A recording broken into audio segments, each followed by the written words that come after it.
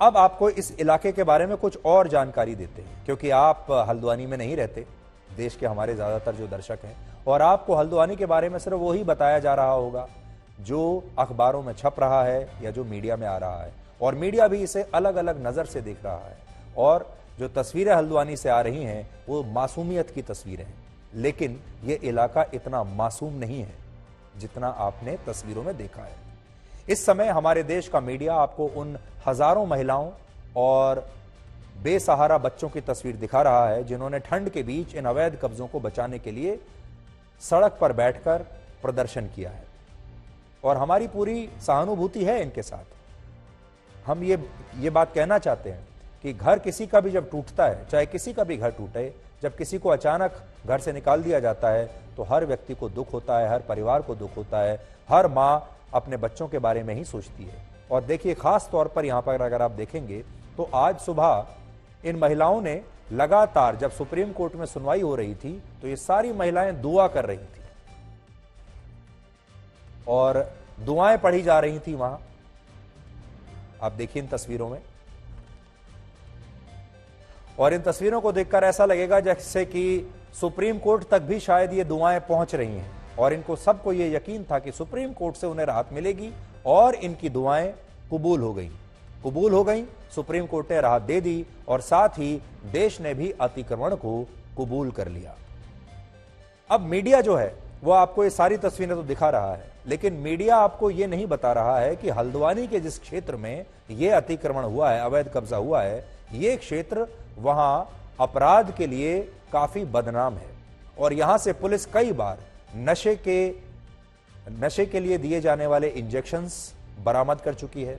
उसके लिए इस्तेमाल होने वाले सिरिंज बरामद हुए हैं, यानी यहां नशे का, ड्रग्स का कारोबार होता है। प्रतिबंधित दवाइयां यहां पर पकड़ी गई हैं,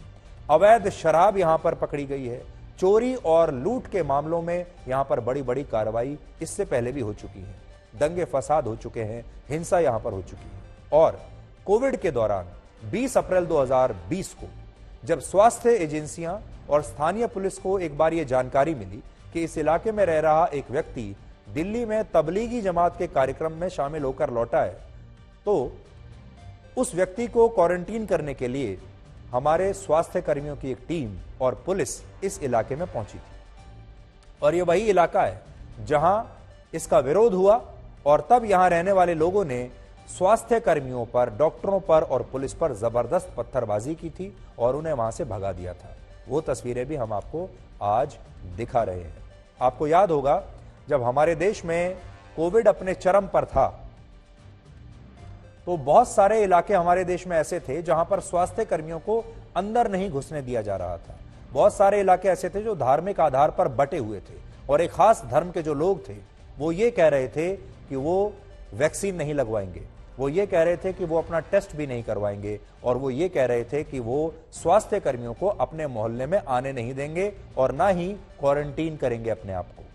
आपको याद होगा, और उस समय हमारे बहुत सारे डॉक्टर्स घायल हुए, बहुत सारे स्वास्थ्य कर्मी घायल हुए, पुलिस वाले भी घायल हुए, क्योंकि जब भी वो इनके मोहल्लों में जाते थे इन पर पथराव होता था। और ये एक ऐसा वर्ग था जिसने कोविड के समय सरकार का, हमारे डॉक्टरों का, स्वास्थ्य कर्मियों का बिल्कुल भी सहयोग नहीं किया था। तो ये इलाका वही है। इस इलाके में भी स्वास्थ्य कर्मियों पर कोविड के जमाने में पत्थरबाजी हुई थी, उन्हें अंदर नहीं घुसने दिया गया था, और इन लोगों ने तब ये कहा था कि ये क्वारंटीन नहीं होंगे, और तबलीगी जमात का जो व्यक्ति यहां आया था उसको इन्होंने बचाया और उसे भगा दिया। इसके अलावा ये तस्वीरें वर्ष 2019 की हैं, जब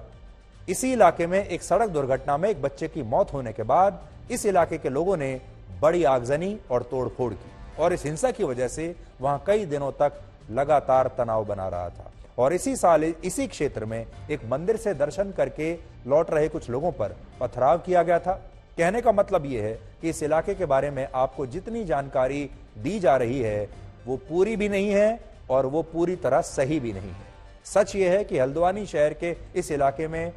बहुत बड़ी संख्या में अपराधी रहते हैं, और कई मामलों में रेलवे द्वारा भी इनके खिलाफ शिकायतें दर्ज कराई गई हैं। और उससे भी कड़वा सच ये है कि हमारे देश में ऐसी हजारों जगहें हैं, ऐसे हजारों मोहल्ले हैं जहां नेताओं की मदद से या फिर सरकारी अफसरों को रिश्वत देकर ऐसे इलाके सरकारी जमीनों पर बसा दिए जाते हैं।